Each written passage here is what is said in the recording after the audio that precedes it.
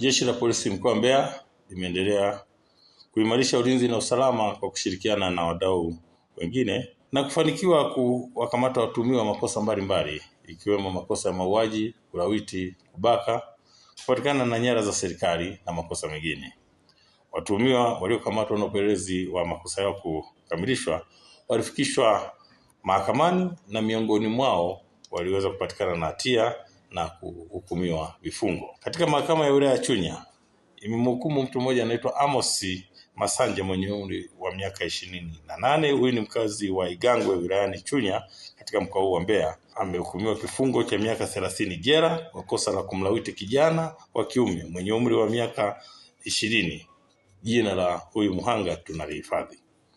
Hukumu hiyo imetolewa tarehe 13 Agosti mwaka 2026 na hakimu mfawizi wa mahakama ya wilaya ya Chunya Mheshimiwa Bruno Bungole, ambapo ilielezwa kuwa mshtakiwa alitenda kosa hilo Julai 7 mwaka 2026 huko katika kitongoji na kijiji cha Igangwe kata ya Mtanila kwenye tarafa ya Kipembawe wilayani Chunya, baada ya kumvuta mkono mhanga ambaye ana matatizo ya afya ya akili na kuweza kuingia naye kwenye pagara na kisha kumlawiti. Wakati akiendelea na kitendo hicho, watu waliokuwa wakipita katika njia maeneo hayo waliweza kusikia sauti na kuweza kumkamata mtuhumiwa huyu wa kosa hili la kulawiti. Sambamba na hilo, Lusekero Kajiri mwenye umri wa miaka 43, huyu ni mkazi wa Charangwa wilayani Chunya, ambaye ni baba wa kambo, amehukumiwa kifungo cha miaka 30 jela kwa kosa la kumbaka mtoto wake wa miaka 15.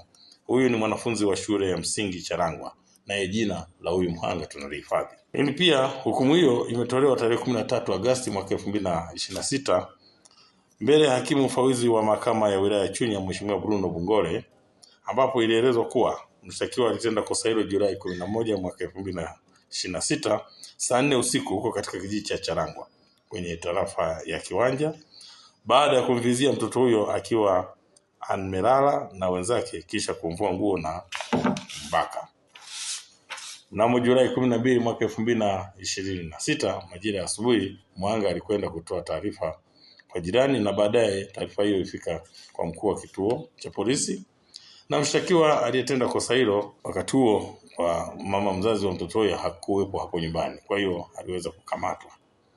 Lakini pia sasa katika mahakama hii ya Chunya imemhukumu kifungo cha miaka 20 jela mtu mmoja anaitwa Sudi Igembe au jina lingine Ruvinza mwenye umri wa miaka 42.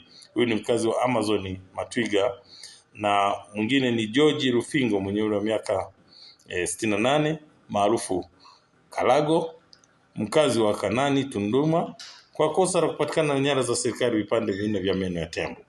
Hukumu hiyo imetolewa Agosti 13 mwaka 2026 na hakimu mfawizi wa mahakama hiyo ya wilaya Chunya Mheshimiwa Bruno Bungole, ambapo ilielezwa kuwa washtakiwa walitenda kosa